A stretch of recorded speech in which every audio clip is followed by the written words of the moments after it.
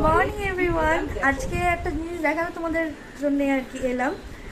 এই দেখো, কালকে যেহেতু ঝড় হয়েছে, বৃষ্টি হয়েছে, তো সেই ঝড়ে আর বৃষ্টিতে বেলও পড়েছে, আমও পড়েছে, আর জামরুল তো পড়েছে। জামরুল মানে পুরো গাছ ভর্তি করে জামরুল রয়েছে। এবারে দেখাই, এবার সবে আর কি পেরে নিয়ে আসলো ভাবি, আমিও গেছিলাম নিচে আর কি আনতে বালতিটা।